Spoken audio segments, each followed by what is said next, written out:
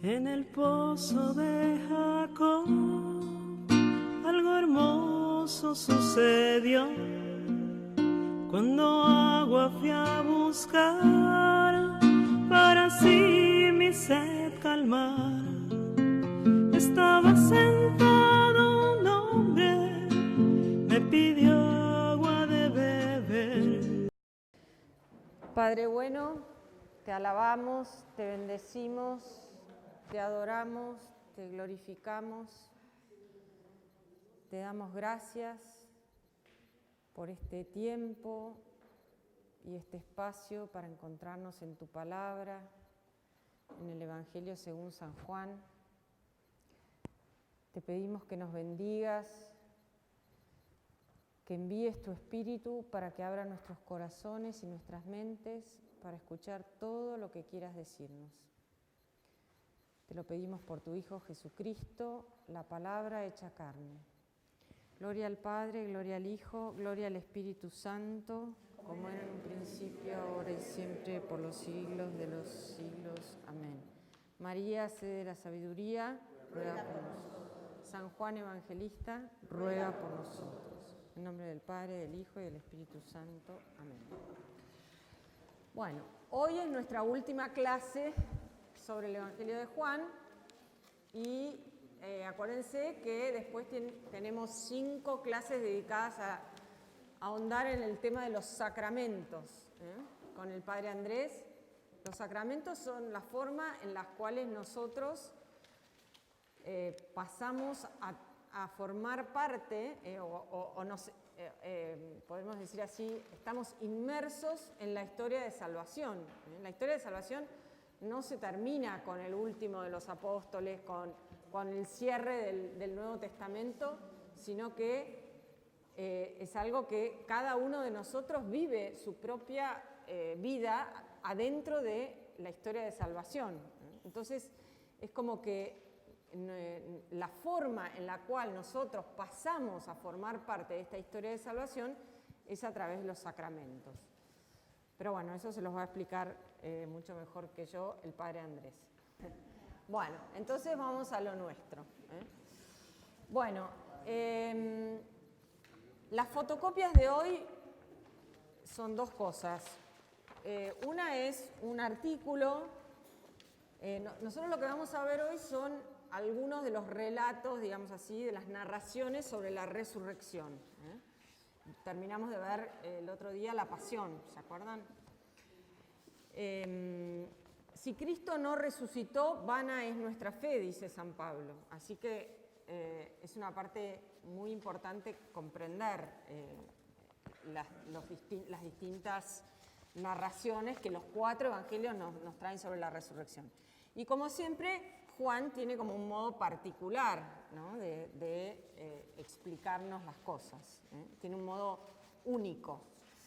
Bueno, entonces, el primero, yo les di una fotocopia de un artículo que escribí hace un tiempo para la revista Criterio sobre uno de los relatos que vamos a ver hoy. Y bueno, eso es para que ustedes lo tengan, si les interesa, lo leen en su casa. Yo lo voy a explicar ahora.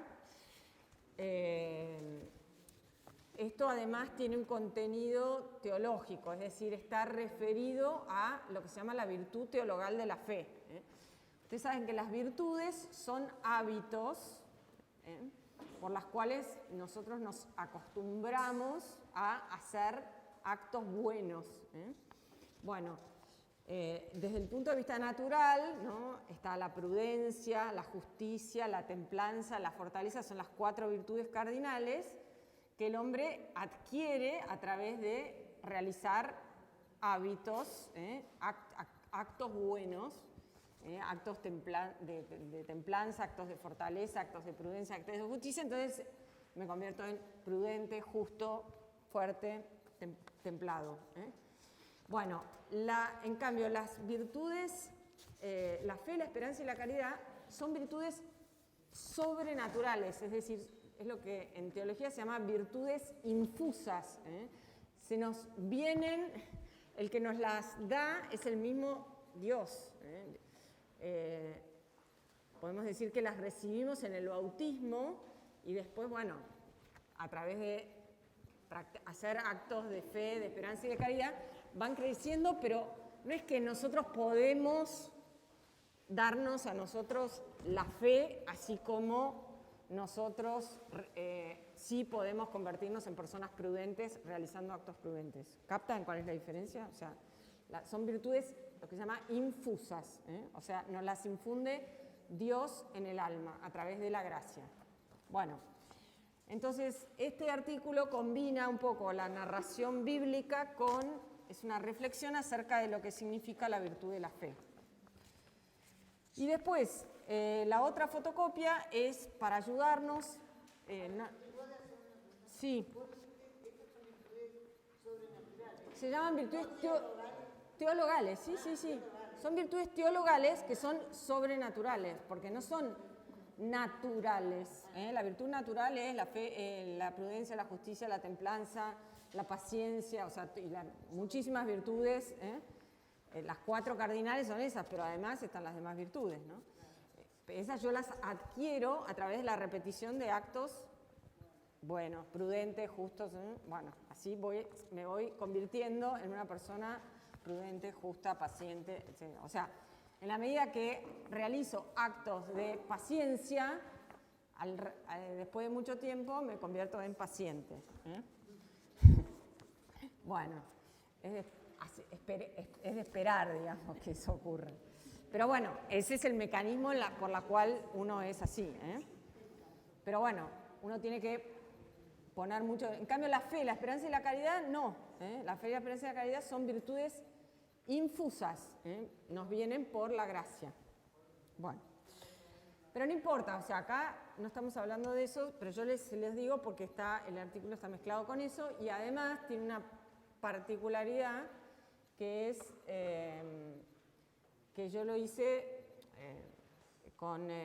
aplicando terminología de musical, porque bueno, o sea, yo puse el título de una obra muy famosa de Mozart, que es la pequeña música nocturna, y bueno, Eine kleine Nachtmusik. Yo no sé alemán, pero no se crean que me mando la parte con el alemán. Pero bueno, ese es el título. Y después le puse a las distintas partes como los subtítulos son partes de movimientos musicales, o sea, alegro, presto, bueno. Y al final, una cosa que se llama coda. Bueno, hay que saber un poquito de música para captarlo, pero no es muy difícil, no es muy complicado. Bueno. Entonces, ahora sí vamos a leer, eso déjenlo, después ustedes en su casa lo miran, ahora concentrémonos en la lectura de esta. Bueno, entonces se acuerdan que vamos a leer lo que pasa en la sepultura de Jesús. Estamos leyendo en Juan 19, 38. Después de esto, José de Arimatea, que era discípulo clandestino de Jesús por miedo a los judíos, pidió permiso a Pilato para llevarse el cadáver de Jesús. Pilato se lo concedió. Él fue y se llevó el cadáver. Fue también Nicodemo, el que había visitado en una ocasión de noche, llevando 100 libras de una mezcla de mirra y áloe. Acá vemos la transformación de Nicodemo. ¿Se acuerdan? Nicodemo que va a ver a Jesús de noche, por temor a los judíos también, y que le dice, tú eres maestro, tú eres un hombre de Dios. Bueno, después lo vemos defenderlo a Jesús. ¿Se acuerdan? La vez pasada hablamos un poquito de esto, cuando en la discusión con los judíos, cuando los judíos van y le dicen, este hombre está loco, o es preferible que muera uno solo, todo esto que nosotros vimos, ahí Nicodemo sale en su defensa y del partido, digamos así, de lo que el Evangelio llama los judíos, pero que ya explicamos muchas veces que significa como los habitantes de Jerusalén que estaban conectados con las autoridades del templo, etc. Y Nicodemo, que era miembro del Sanedrín, probablemente va y le dice, lo defiende, o sea, hace un acto de un poquito más. Y ahora todavía más porque va a pedir el cuerpo de Jesús, y lo hace y ayuda a José de Arimatea. Probablemente tanto José de Arimatea como Nicodemo eran personas que pertenecían a una cierta élite, porque si no Pilato no le hubiera dado mucha bolilla. O sea, no era parte de los discípulos. Eran discípulos secretos por temor a los judíos. Pero bueno, ahora están en plena luz del día pidiendo el cuerpo de Jesús. Es decir, acá ya vemos como una transformación, ¿no? Entonces, y vemos que Nicodemo lleva estos 100 libras de una mezcla de mirra y aloe. ¿Cómo era la costumbre de sepultar que tenían los judíos? Porque acá se va a aludir a eso. Lo que se hacía era, se tomaba el cuerpo de la persona fallecida y se lo ungía, podemos decir así, se lo untaba con esta mezcla de aceites, de mirra, de aloe, bueno, diferentes mezclas aromáticas, y después se lo envolvía como en unas sábanas. Se lo ponía en un...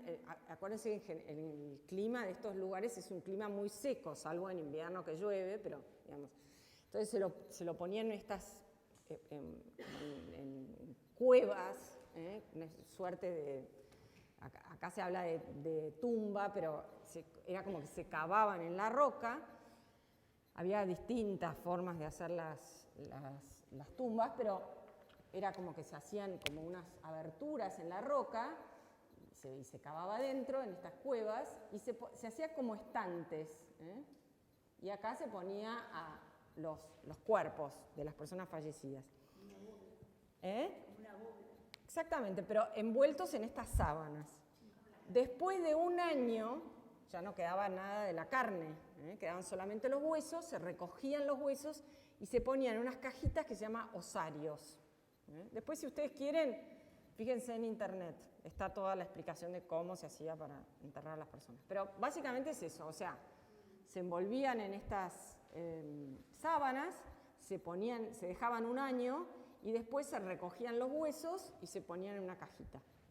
Y eso todavía siguen encontrando en Jerusalén cajitas con huesos de la época de Jesús.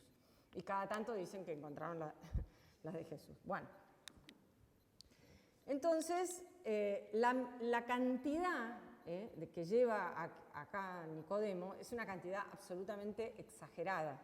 O sea, 100 libras es como muchísimo, ¿entienden? O sea, es como algo... Esto es como una indicación, ¿no? Que Juan está pensando todo el tiempo en esta... ¿Se acuerdan que hablamos de esto de la nupcialidad? Cristo como el esposo. Y esto, vamos a ver en esa otra fotocopia que yo les di, hay como distintos textos del Antiguo Testamento que hablan de este tema de la mirra y el aloe. ¿Se acuerdan? En estas hojitas tienen, por ejemplo, varios de los textos que que Juan nos va poniendo, donde nos da esta idea de Cristo como esposo. El primero es, ¿se acuerdan? En las bodas de Caná, donde el esposo era el que tenía que proveer el vino y el que provee el vino es Jesús, es decir, él está tomando el lugar del esposo. ¿Qué significa que Cristo sea esposo? Es como esta unión íntima de Jesús con nosotros, porque la unión más íntima desde el punto de vista natural es la unión de los esposos. Y después, la segunda, podríamos decir así, es la experiencia de paternidad. Bueno, estas dos, ¿se acuerdan que hablamos muchas veces de esto, ¿no? Que son como las formas que toma la alianza. Es decir, la alianza para expresarse toma la forma de paternidad y de esponsalidad. En el Antiguo Testamento, metafóricamente. En el Nuevo, realmente. Ahora vamos a ver eso. Después, el diálogo con la samaritana, lo tienen ahí. lo que dice Juan el Bautista. Bueno, tienen ahí todos. Y lo que no tenemos, lo que no vimos, porque no tuvimos tiempo, que yo les pongo acá, es lo de la unción en Betania. Esto que hace María, acá no se sabe, o sea, estas son las hermanas Marta y María, ¿se acuerdan? Jesús volvió a Betania, donde estaba Lázaro, al que había resucitado. Allí le prepararon una cena. Marta servía y Lázaro era uno de los comensales. María, tomando una libra de perfume de nardo puro, de mucho precio, ungió con él los pies de Jesús y los secó con sus cabellos. La casa se impregnó con la fragancia del perfume. Judas Iscariote, uno de sus discípulos, el que lo iba a entregar, dijo: ¿por qué no se vendió este perfume en 300 denarios para dárselo a los pobres? Dijo esto porque se interesaba, no porque se interesaba por los pobres, sino porque era ladrón y como estaba encargado de la bolsa común, robaba lo que se ponía en ella. Jesús le respondió: déjala, ella tenía reservado este perfume para el día de mi sepultura. Es decir, es como María está preparando el cuerpo de Jesús para la sepultura. Lo tiene como, bueno. Entonces, volvemos al texto, ¿no? Tomaron el cadáver de Jesús, lo envolvieron en lienzos con los perfumes según la costumbre de sepultar que tienen los judíos. En el lugar donde había sido crucificado había un huerto y en él un sepulcro nuevo en el que nadie había sido sepultado. Como era la víspera de la fiesta judía y como el sepulcro estaba cerca, colocaron allí a Jesús. El primer día de la semana, ahora estamos empieza a tomar protagonismo el domingo. Así como durante todo el Evangelio tuvimos estas controversias acerca de lo que significa el sábado, qué se puede hacer el sábado y qué no se puede hacer, todas las apariciones de Jesús resucitado ocurren en domingo. En los sinópticos, en todas, prácticamente en todas. Bueno, acá vamos a tener esta primera aparición, ¿no? El primer día de la semana, muy temprano, cuando todavía estaba oscuro, esto está, más o menos calculen entre las 3 y las 6 de la mañana, por la época del año. María Magdalena va al sepulcro y observa que la piedra está retirada del sepulcro. Acá es muy importante entender que María Magdalena aparece en el Evangelio de Juan junto a la cruz. Acuérdense que Jesús dijo, cuando habla de su muerte, dice que cuando Él sea levantado, dice, atraeré a todos sobre mí. Vamos a ver como que los personajes que están más cerca de Jesús en la cruz son, de algún modo, los que tienen este intercambio con Jesús. Vamos a ver cómo afecta a cada uno. María Magdalena va al sepulcro y observa que la piedra está retirada del sepulcro, porque lo que se hacía era se ponía una piedra acá, para que nadie... Lo que era muy común eran los ladrones de tumbas. Sí. Entonces, bueno, llega corriendo a donde estaba Simón Pedro y el otro discípulo, el que era muy amigo de Jesús, y le dice: se han llevado el sepulcro al Señor y no sabemos dónde lo han puesto. Salió Pedro con el otro discípulo y se dirigieron al sepulcro. Corrían los dos juntos, pero el otro discípulo corría más que Pedro y llegó primero al sepulcro. Inclinándose, vio las sábanas en el suelo, pero no entró. Después llegó Simón Pedro, que le seguía, y entró en el sepulcro. Fíjense acá como la característica de cada uno, ¿no? O sea, Pedro, el discípulo amado, podríamos decir así, es el que corre más rápido, de ahí viene toda esta tradición que es de que era más joven, ¿no? Bueno, corre más rápido y se inclina, esto que las aberturas de la tumba eran pequeñas, había casi que arrastrarse, entonces él se inclina y ve las sábanas en el piso. Y esto es una indicación muy fuerte, porque si yo me voy a robar un cadáver, para lo que sea, no le voy a sacar las sábanas y me lo llevo, imagínense un cadáver desnudo ¿no? O sea, me llevo todo. Entonces, esto es lo que llama la atención a Juan. Después llegó Simón Pedro, que le seguía, entró en el sepulcro, observó las sábanas en el suelo y el sudario que le había envuelto la cabeza, no en el suelo con las sábanas, sino enrollado en algún lugar aparte. Entonces entró el otro discípulo, al que había llegado primero al sepulcro, vio y creyó. Fíjense que acá tenemos tres personajes, María Magdalena, Pedro y Juan. María Magdalena está desesperada, cree que se lo robaron. Pedro no entiende nada, mira ahí. El discípulo amado ve y cree. Es como que tenemos acá como una suerte de círculo virtuoso. Es como que el que era amado también a su vez ama, y porque ama cree. ¿Bien? O sea, el amor y la fe están conectados, porque esto es muy importante captarlo.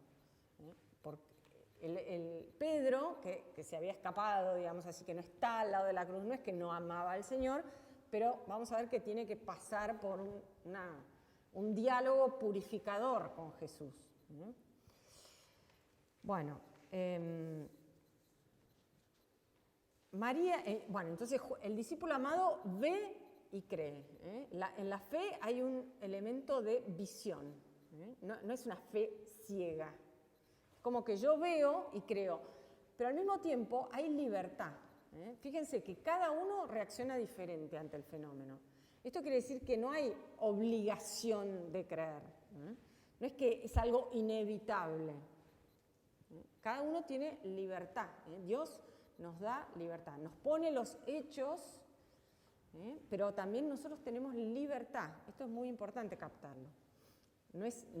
Si no, no sería fe. Tiene que haber, hay un paso que yo tengo que hacer. María estaba afuera llorando, entonces ahí después los discípulos se vuelven. Ellos, cada uno, Juan creyendo, Pedro ni idea. María estaba afuera llorando junto al sepulcro. Mientras lloraba, se inclinó hacia el sepulcro y ve 2 ángeles vestidos de blanco sentados, uno a la cabecera y el otro a los pies del lugar donde había estado el cadáver de Jesús. Y le dicen: «Mujer, ¿por qué lloras?». María responde: «Porque se han llevado a mi Señor y no sé dónde lo han puesto». Al decir esto se dio media vuelta y ve a Jesús de pie, pero no lo reconoció. Jesús le dice: «Mujer, ¿por qué lloras? ¿A quién buscas?». Ella, creyendo que era el jardinero, le dice: «Señor, si tú te lo has llevado, dime dónde lo has puesto y yo iré a buscarlo». Jesús le dice: «María». Ella se vuelve y le dice en hebreo: «Rabuní», que significa maestro.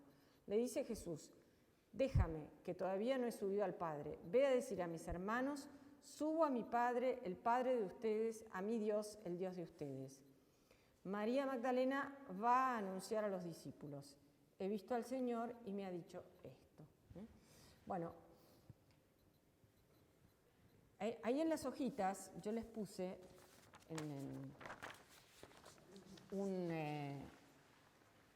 una columna, en la segunda página, una comparación entre una escena que hay en el Cantar de los Cantares y esta escena de María Magdalena. Esto no es un invento mío. En la fiesta de María Magdalena, que si mal no recuerdo es el 20 de julio, 21 de julio, es por ahí, no me acuerdo exacto, pero es 20, 21, una cosa así, de julio. La primera lectura es esta del Cantar de los Cantares, ¿no? Y la segunda es esta que vamos a leer ahora. Es decir, es esta lectura tipológica. En el Cantar de los Cantares hay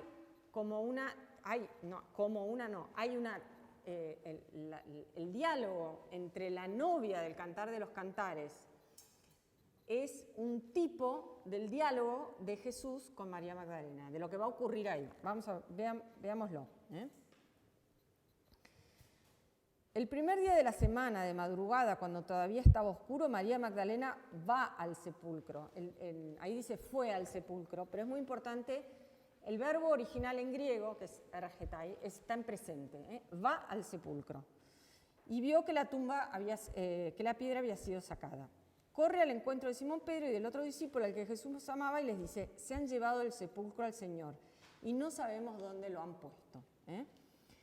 Fíjense, en mi lecho, ¿qué dice el cantar? En mi lecho durante la noche busqué al amado de mi alma, lo busqué y no lo encontré.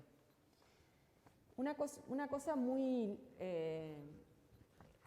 linda de captar es que en hebreo, amado, el amado, se dice Dawid.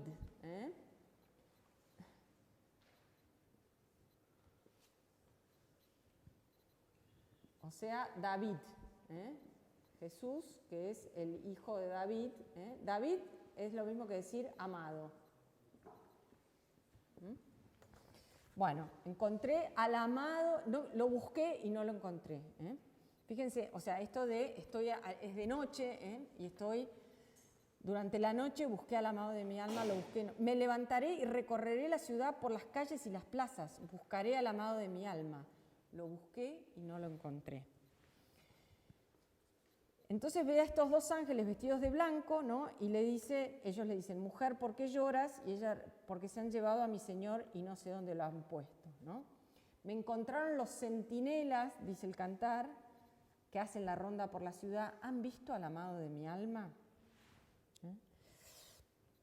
Apenas los había pasado, encontré al amado de mi alma. Lo agarré y no lo soltaré hasta que lo haya hecho entrar en la casa de mi madre, en la habitación de la que me engendró. Esto de lo quiero agarrar. Bueno, ¿y Jesús qué le va a decir a ella? No me retengas, dice acá la traducción, porque todavía no he subido al Padre. Y fíjense cuáles son las palabras de Jesús. Hasta ahora en el Evangelio Jesús venía hablando de mi Padre, yo hago lo que he visto hacer al Padre, mi Padre, mi Padre, mi Padre, mi Padre, el Padre, bueno. ¿Y ahora qué es lo que dice? El Padre ahora es vuestro Padre. Todavía no he subido al Padre. Ve a decir a mis hermanos, subo a mi Padre, al Padre de ustedes, o vuestro Padre, según la traducción que tenga. A mi Dios, vuestro Dios. ¿Esto qué es? Los que vinieron el año pasado a hacer el curso. ¿La fórmula de qué? De alianza. ¿Se acuerdan? La fórmula de la alianza. La alianza es, yo soy tuyo, vos sos mío. Exactamente. Ustedes son mi pueblo, yo seré su Dios. Muchas gracias. Fíjense, yo soy el padre de ustedes, mi padre es el padre de ustedes. ¿Ven cómo es la...? Cuando nosotros, si ustedes en la misa se fijan, cómo es el orden, digamos así, de la liturgia, nosotros tenemos en la liturgia de la Eucaristía, ¿no? Tenemos primero el prefacio, después la fórmula de la consagración, o sea, la plegaria eucarística, las palabras de la institución de la Eucaristía, y después, inmediatamente, cuando termina eso, ¿qué tenemos? ¿Se acuerdan? El Padre Nuestro. ¿Por qué? Porque es como que a través de la alianza, nosotros acuérdense que la misa es la actualización de la alianza. Esto que les decía, a través de los sacramentos, formo parte de la historia de salvación. Bueno, entonces entro en la alianza. Los sacramentos son signos de la nueva alianza. Entonces, en la Eucaristía, después que yo celebro la Eucaristía, que es el rito de la nueva alianza, ¿qué pasa? Yo soy hijo de Dios, Padre nuestro que estás en los cielos. ¿Ven cómo está conectada la liturgia con esta realidad? Me hace participar de esta realidad. Y acá es lo mismo. No me retengas porque todavía no he subido al Padre. Ve a decir a mis hermanos, subo a mi Padre, el Padre de ustedes, a mi Dios, al Dios de ustedes. Y entonces, ¿qué es lo que hace? Fíjense cómo es. Jesús no responde a las preguntas de María Magdalena. Esto podemos hacer como un paralelo con nuestra propia vida. ¿Cuántas veces nosotros le preguntamos cosas a Jesús y sentimos que no nos responde? ¿Qué es lo que hace Jesús? Nos llama por nuestro nombre, es decir, cada uno de nosotros tenemos una misión, que tenemos, a veces nos damos cuenta cuál es y otras veces, bueno, no tanto. Pero lo importante es que nos llama por nuestro nombre, como que es lo que sucede en el bautismo. María, la comunidad, te recibe a ti como miembro de esta comunidad, a la niñita que estamos bautizando. Bueno, entonces es como que Dios nos llama por nuestro nombre. Y ahí es donde cuando nosotros captamos eso, lo reconocemos. Es como que tenemos que entrar en la sintonía de lo que Jesús quiere para nosotros. Bueno. Y ella entonces le dice, ¿y qué es lo que le dice Jesús? Fíjense, ¿cuál es la misión de ella? Tenés que ir a anunciar a mis hermanos, de vuelta, fíjense el posesivo que usa. No a tus hermanos, no, María Magdalena anda a avisarle a tus hermanos, sino Jesús dice a mis hermanos. ¿Por qué? Porque ahora, luego de haber concluido, ¿no? O sea, que Jesús ha sellado la nueva alianza con su propia sangre, nosotros hemos pasado a ser sus hermanos. ¿Ven cómo funciona lo de la alianza? ¿Captan? Bueno. La alianza, para los que nunca vinieron, ¿no? Yo les di una definición que era la extensión de los lazos de parentesco a través de un rito o juramento. Bueno, esto para que, o sea, a través de la alianza nosotros nos hacemos hijos, o sea, Dios nos hace hijos. Esa es la clave. Bueno, entonces, ¿qué hace María Magdalena? María Magdalena va a anunciar. ¿Ven cómo ella está también acá vemos como una transformación? Ella llega al sepulcro, llega de noche. Acuérdense que en Juan siempre la noche es como el dominio de las tinieblas, como el no ver. Esto que hablamos muchas veces. Esto que Juan juega con la luz y las tinieblas, que las tinieblas no lo reconocen. Bueno, entonces María Magdalena llega en esta oscuridad.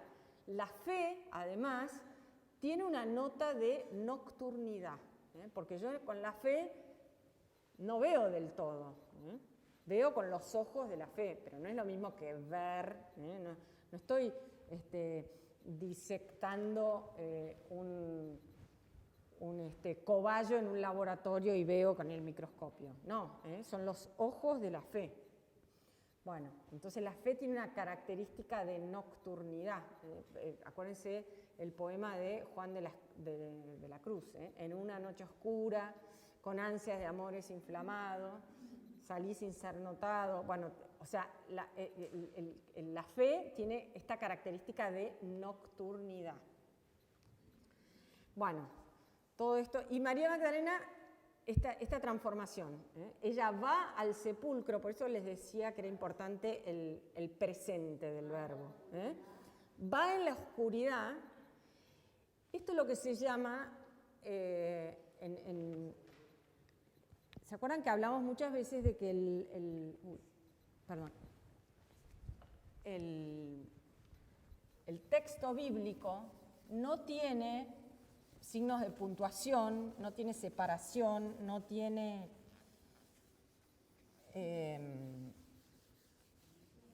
divisiones, ¿no? Entonces, hay distintas técnicas, y una técnica se llama la inclusio, la inclusión, que es, yo digo, acá digo A, después digo B, C, D, y acá vuelvo a decir A'. Entonces, María Magdalena va al sepulcro de noche, y ahora María Magdalena va a anunciar a los hermanos. Es decir, esto une todo lo que está en el medio. ¿Captan cómo funciona? Esta es la transformación de ella. Ella va en la noche, cree que se han llevado el cadáver, no entiende nada, lo encuentra a este hombre y piensa que es el jardinero, este diálogo, y ahora va a anunciar. Hay como todo un proceso de transformación. Claro. Bueno, ¿captan cómo funciona? Esto se llama una inclusión, una inclusio. Bueno. Siguiente escena. Bueno, perdón. Aquí fíjense que esto de de los ecos de la escritura, ¿no? Estos perfumes que se utilizan en la sepultura están relacionados con las bodas del rey. Por ejemplo, acá tenemos el Salmo 45, que es el salmo que se cantaba en las bodas de un rey. Tú eres hermoso, el más hermoso de los hombres. La gracia se derramó sobre tus labios, porque Dios te ha bendecido para siempre. Cíñete, guerrero, la espada a la cintura. Con gloria y majestad avanza triunfantemente. Cabalga en defensa de la verdad y de los pobres. Tu mano hace justicia y tu derecha proezas. Tus flechas compunzantes se te rinden los pueblos y caen desfallecidos los rivales del rey.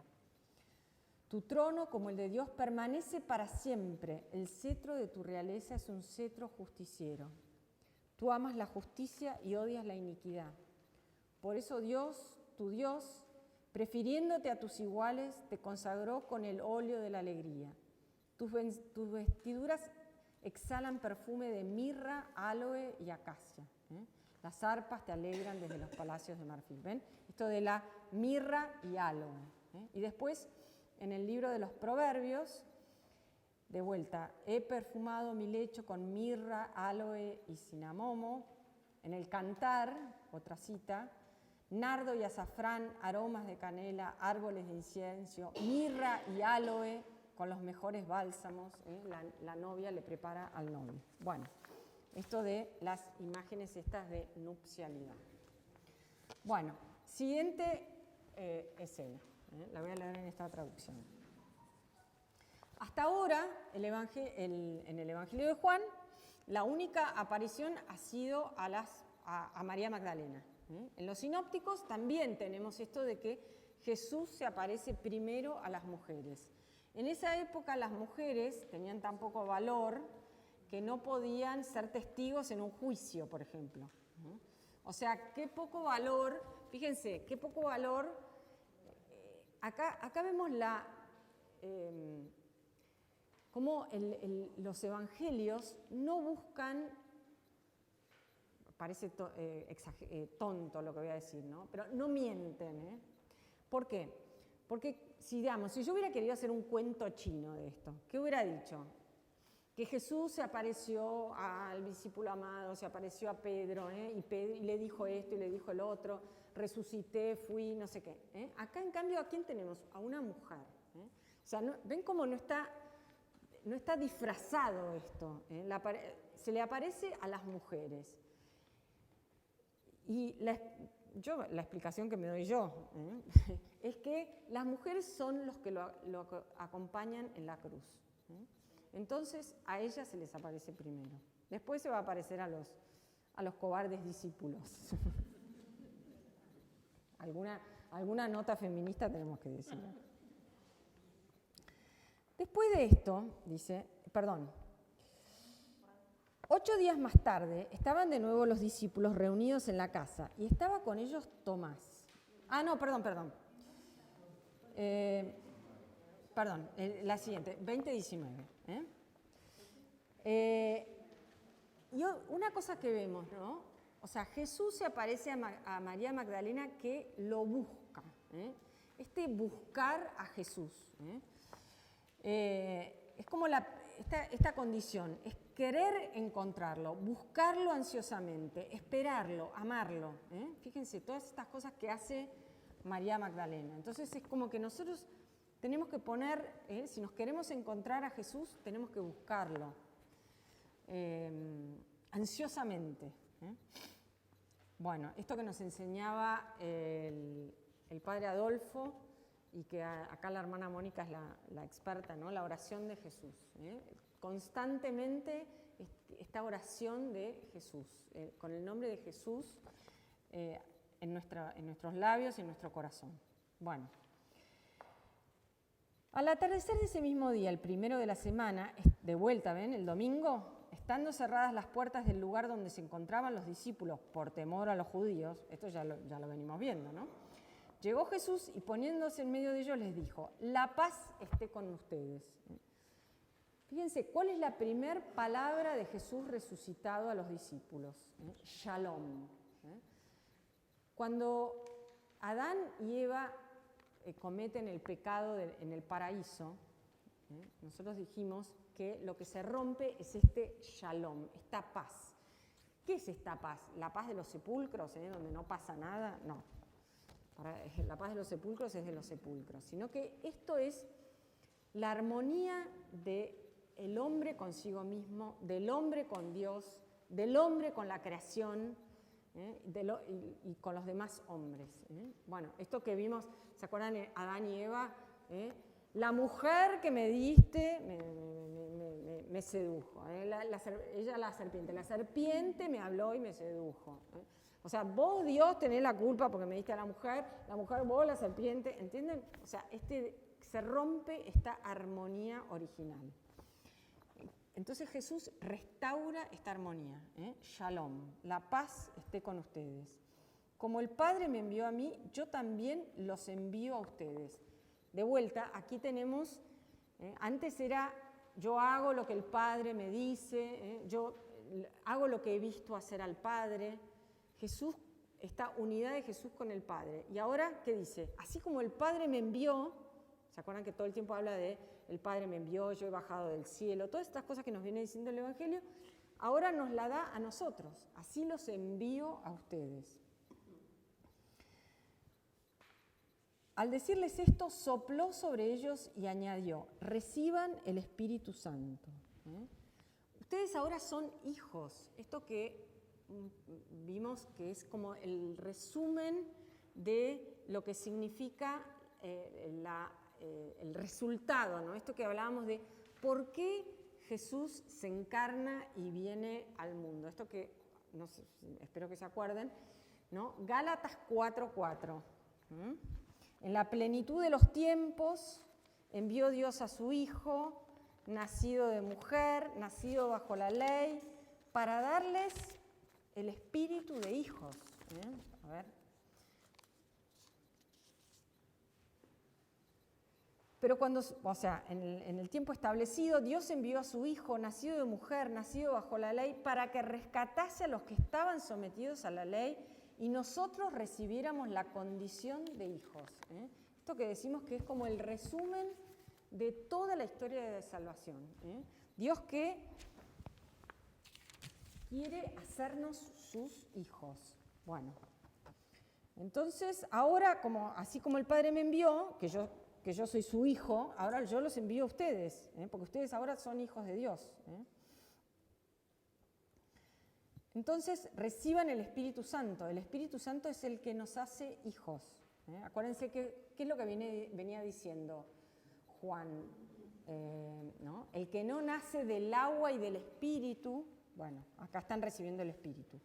Los pecados serán perdonados a los que ustedes se los perdonen y serán retenidos a los que ustedes se los retengan.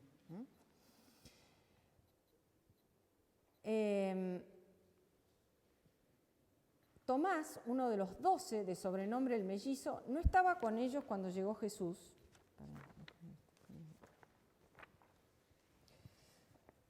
Los otros discípulos le dijeron, hemos visto al Señor. Él les respondió, si no veo la marca de los clavos en sus manos, si no pongo el dedo en el lugar de los clavos y la mano en su costado, no creeré. Fíjense que esto de los pecados serán perdonados a los que ustedes se los perdonen y serán retenidos a los que ustedes se los retengan. Perdón, una cosa que no les dije antes. En el Evangelio de Juan, ustedes no se han dado cuenta, jamás el evangelista llama a los discípulos apóstoles. Apóstol, la palabra apostello en griego quiere decir enviado. Recién ahora, cuando Jesús resucita, ahí que los envía, recién ahí los llama apóstoles. Bueno, y acá es como que hay una consagración. En este anticipo de Pentecostés, ellos son consagrados para enseñar y para perdonar, sobre todo, ¿no? O sea, el perdón va a estar mediado por los apóstoles y los sucesores de los apóstoles. O O sea, nosotros, en nuestro sacerdocio, ¿qué es lo que decimos? Que tiene sucesión apostólica, es decir, que todos los consagrados con el sacramento del orden sagrado descienden de alguno de los apóstoles. Fíjense, o sea, lo poderoso que es esto, ¿no? Eran 12, bueno, después 11, y o sea, todos nuestros sacerdotes han recibido la sucesión apostólica. Tomás, uno de los 12 de sobrenombre del mellizo, no estaba con ellos cuando llegó Jesús. Los otros discípulos le dijeron, hemos visto al Señor. Él les respondió, si no veo la marca de los clavos en sus manos, si no pongo el dedo en el lugar de los clavos y la mano en su costado, no lo creeré. Nosotros tendemos a hablar mal de Tomás, el que no vio, ¿no? Pero en realidad, o sea, todos los demás vieron, o sea, está en una condición de desventaja Tomás, ¿no? Bueno, entonces, 8 días más tarde, o sea, ¿qué pasa? ¿Qué día es de vuelta? Domingo, ¿eh? Estaban de nuevo los discípulos reunidos en la casa y estaba con ellos Tomás. Entonces apareció Jesús, estando cerradas las puertas, se puso en medio de ellos y les dijo, la paz esté con ustedes, ¿ven? Nuevamente, shalom. Luego dijo a Tomás, trae aquí tu dedo, aquí están mis manos. Acerca tu mano, métela en mi costado. En adelante no seas incrédulo, sino hombre de fe. O sea, Jesús ya sabe lo que dijo Tomás y, bueno, y acá hay una cosa muy importante, ¿no? Que es la realidad del cuerpo resucitado de Jesús, que tiene para siempre la marca de los clavos. O sea, no es que en la resurrección se ha borrado eso. Él lleva consigo para toda la eternidad la marca de los clavos. Este es el misterio de la resurrección de los cuerpos. Pablo, cuando habla de la resurrección de la carne, o sea, lo que nosotros llamamos la resurrección de la carne, que es la cosa más antigriega, acuérdense que estaban inmersos en la cultura griega. ¿Cuál era la cultura griega? Decir, en la muerte, el alma se separa del cuerpo y el alma va a un mundo, al mundo de las ideas, bueno, esto es la idea platónica, ¿no? De la inmortalidad del alma. En cambio, nosotros hablamos de la resurrección de los cuerpos. ¿Por qué? Porque lo hemos visto en la creación, toda la creación es buena, es decir, no es como la idea griega de el cuerpo como la cárcel del alma. Entonces aquí tenemos la realidad del cuerpo. Pablo cuando habla de esto va a decir que es un cuerpo neumático, no sabemos qué quiere decir, pero bueno, un cuerpo lleno del pneuma, del Espíritu Santo. Tomás que responde, Señor mío y Dios mío. Aquí tenemos como el primer reconocimiento de la divinidad de Jesús, con todas las letras. O sea, que lo pueden haber sugerido, ¿no? Pero Señor mío y Dios mío, esto es solamente, aquí tenemos como Jesucristo es Dios. Jesús le dijo, ahora crees porque me has visto, felices los que creen sin haber visto. Esta es una bendición para todos nosotros, que somos felices aunque no hemos visto. O sea, es como que Jesús nos está bendiciendo a todos, porque hemos creído sin haber visto. Jesús realizó además muchos otros signos en presencia de sus discípulos que no se encuentran relatados en este libro. Estos han sido escritos para que ustedes crean que Jesús es el Mesías, el Hijo de Dios, y creyendo tengan vida en su nombre. Bueno, y después tenemos perdón, ¿qué hora es? 8:25. Bueno, no sé si... voy a seguir, porque por ahí viene Adolfo y entonces voy a tratar... Sí. ¿Por qué dice 8 días y no 7 días? Porque quiere marcar siempre que es el domingo. Entonces el siguiente domingo, acuérdate que era el primer día de la semana, entonces Como el número 8, ¿no? de hecho el 8 va a quedar como el número símbolo asociado a la resurrección. No sé si alguna vez vieron en las iglesias muy, muy antiguas, que acá no hay, ¿no?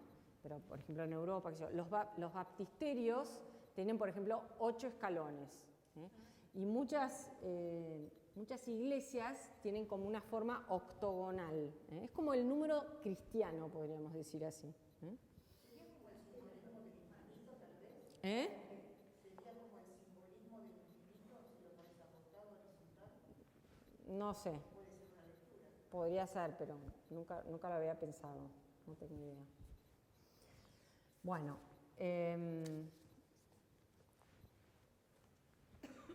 Entonces, sigo con esto y bueno, si terminamos, y si no llega Adolfo. Pero si corto, me da miedo que llegue Adolfo y no terminemos de ver esto. Después de esto, Jesús se apareció otra vez a los discípulos a orillas del mar de Tiberíades. Sucedió así. Es decir, acuérdense que cuando Jesús... varias de las apariciones van a ocurrir en Galilea. En los sinópticos Jesús le manda a los discípulos que vayan a Galilea, ¿se acuerdan? Bueno, esto ya es en el lago Tiberíades, es decir, es en Galilea. Después de esto, Jesús se apareció otra vez a los discípulos a orillas del mar de Tiberíades. Sucedió así. Estaban juntos Simón Pedro, Tomás, llamado el mellizo, Natanael, el de Caná de Galilea, ¿se acuerdan? El hombre sin doblez. Los hijos de Zebedeo y otros 2 discípulos. Los hijos de Zebedeo, ¿quiénes eran? ¿Se acuerdan? Santiago y Juan. Este Juan, bueno. Simón Pedro les dijo, voy a pescar. Aquí vemos este carácter de líder de Simón Pedro. Es como diciendo, ustedes hagan lo que quieran, pero yo me voy a pescar. Ellos le respondieron, vamos también nosotros. ¿Vieron? O sea, el líder que hace que los demás vayan. Salieron y subieron a la barca, pero esa noche no pescaron nada. Al amanecer Jesús estaba en la orilla, aunque los discípulos no sabían que era Él. En todos los relatos, en las narraciones de la resurrección, tenemos esta ambigüedad, que a Jesús no se lo reconoce de entrada. Es decir, es como que es Él, pero al mismo tiempo es diferente. Bueno, acuérdense, María Magdalena no lo reconoce. Bueno, acá de vuelta. Al amanecer Jesús estaba en la orilla, aunque los discípulos no sabían que era Él. Jesús les dijo, muchachos, ¿tienen algo para comer? Ellos respondieron, no. Él les dijo, tiren la red a la derecha de la barca y encontrarán. Ellos la tiraron y se llenó tanto de peces que no podían arrastrarla. El discípulo al que Jesús amaba dijo a Pedro, es el Señor. Cuando Simón Pedro oyó que era el Señor, se ciñó la túnica, que era lo único que llevaba puesto, y se tiró al agua. Acá vemos de vuelta este rasgo de Pedro de impetuoso. Es el Señor, me tiro. Bueno, nosotros podemos pensar acá, o sea, todo lo que pasaba por la cabeza de Pedro, ¿no? Con esto de las negaciones. A mí siempre me gusta resaltar que Pedro es valiente, porque todos los discípulos huyen, queda el discípulo que era conocido del sumo sacerdote, con lo cual suponemos que no le iba a pasar nada, y Pedro, si bien después dice no, pero él está ahí, o sea, tendemos a decir Pedro era un cobarde, pero en realidad mucho más cobarde eran los demás, que chau, si te he visto no me acuerdo. Él está ahí. Pero bueno, tenía esta relación tan especial con el Señor, ¿no? Y fíjense que el que lo reconoce es el discípulo amado, es el Señor. Cuando Simón Pedro oyó que era el Señor, se ciñó la túnica, que era lo único que llevaba puesto, y se tiró al agua. Los otros discípulos fueron en la barca arrastrando la red con los peces, porque estaban solo a unos 100 metros de la orilla. Al bajar a la tierra, vieron que había fuego preparado, un pescado sobre las brasas y pan. Jesús les dijo, traigan alguno de los pescados que acaban de sacar. Simón Pedro subió a la barca, sacó la red a tierra llena de peces grandes. Eran 153, y a pesar de ser tantos, la red no se rompió.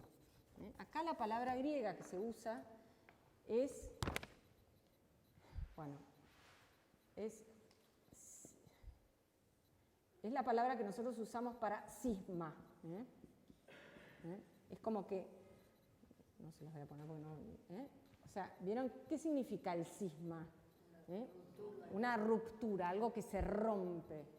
La tragedia de la Iglesia, ¿no? Desde la Reforma es el cisma. También la ruptura con la Iglesia de Oriente, con lo que nosotros llamamos la ortodoxia. Bueno, o sea, esto de, y acá, ¿qué es lo que se simboliza? Se simboliza la unidad, la red que no se rompe.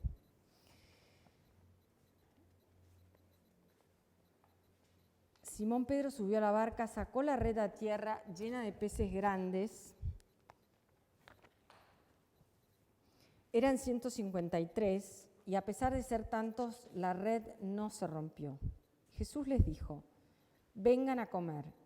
Ninguno de los discípulos se atrevía a preguntarle, ¿quién eres? Porque sabían que era el Señor. Fíjense cuál es la tarea de, o sea, ¿qué es lo que le va a encomendar Jesús a Pedro? Acá hay como una pequeña, como hacen los profetas. Los profetas tenían como que actuar lo que iba a suceder, ¿no? Y acá también, o sea, Pedro que está pescando, después va a ser pescador de hombres, o sea, es como que tiene que sacar a los hombres del mar y al mismo tiempo preservar la unidad, esto que hablábamos, ¿no? Pedro que va a pastorear a los hombres. Ya termino. Ninguno de los discípulos se atrevía a preguntarle quién eres, porque sabían que era el Señor.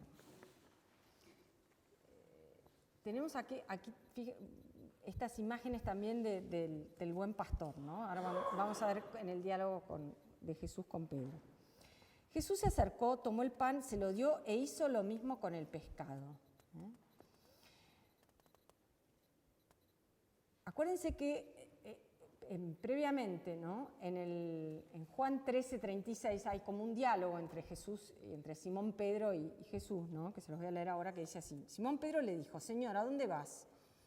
Jesús le dice, donde yo voy tú no puedes seguirme ahora, pero más adelante me seguirás. Pedro le preguntó, ¿por qué no puedo seguirte ahora? Yo daré mi vida por ti. Jesús le respondió, ¿darás tu vida por mí? Te aseguro que no cantará el gallo antes de que me hayas negado 3 veces, ¿no? Entonces ahora vamos a asistir a la rehabilitación de Pedro. Así como Pedro lo niega 3 veces, ahora él tiene que reconocerlo y afirmar su fe 3 veces.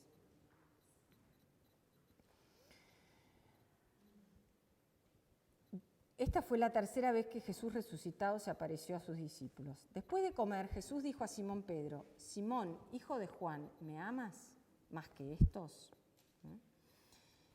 Acá usa este verbo agapao, ¿no? Este amor, amor total. Sí, Señor, tú sabes que te quiero, dice Pedro. Le contesta con, tú sabes que el verbo que usa Pedro, que es pileo, es como un amor menos fuerte, ¿no? Que el que le está pidiendo el Señor.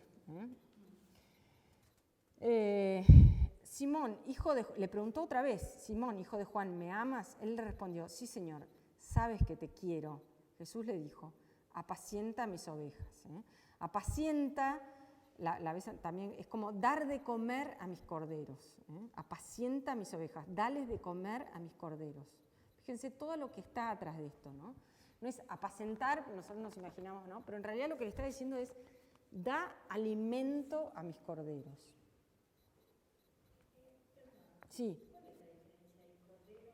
Porque apacienta a corderos. No, bueno, es lo mismo.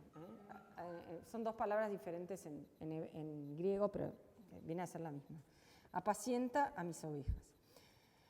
Le preguntó por tercera vez, Simón, hijo de Juan, ¿me quieres? Acá Jesús le pregunta, fileo. Pedro se entristeció de que por tercera vez le preguntara si lo quería y le dijo, Señor, tú lo sabes todo, sabes que te quiero. Jesús le dijo, apacienta mis ovejas. Te aseguro que cuando eras joven tú mismo te vestías e ibas a donde querías.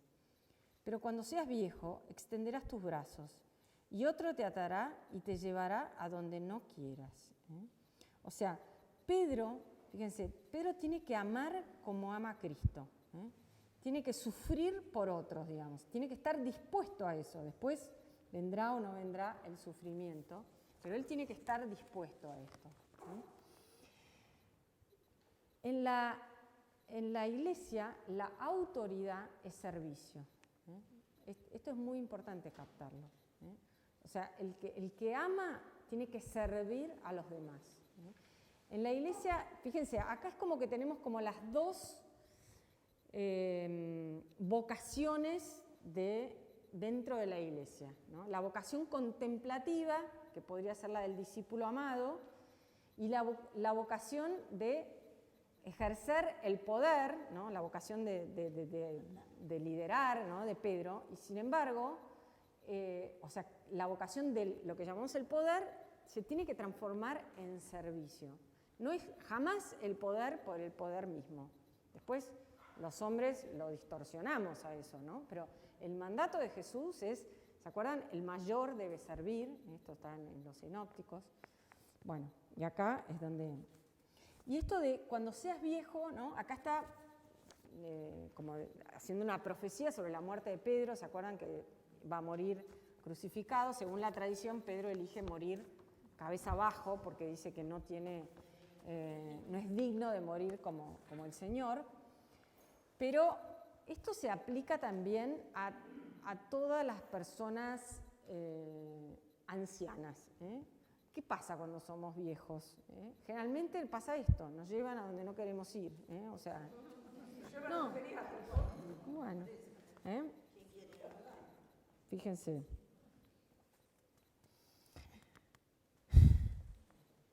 Pasamos a depender de otros. Cuando seas viejo extenderás tus brazos y otro te atará y te llevará donde no quieras. De esta manera indicaba con qué muerte Pedro debía glorificar a Dios. Después de hablar así, le dijo, sígueme.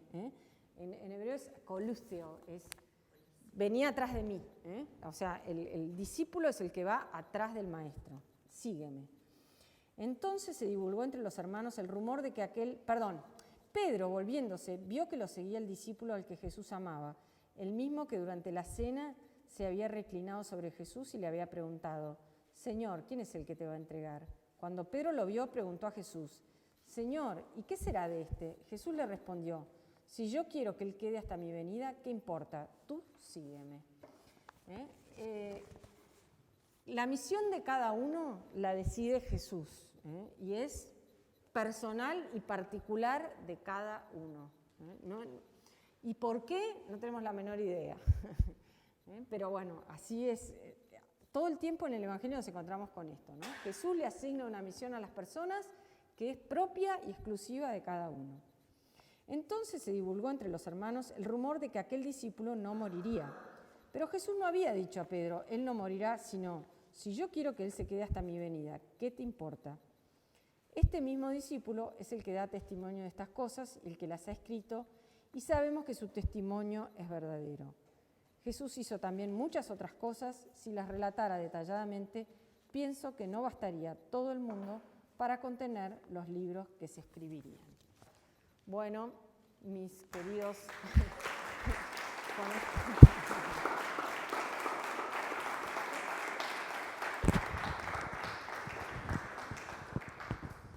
En el pozo de Jacob algo hermoso sucedió. Cuando agua fui a buscar para así mi sed calmar, estaba sentado un hombre, me pidió agua de beber, del agua que había en mi alma, pues de mi alma tenía sed. Me dijo que me ofrecía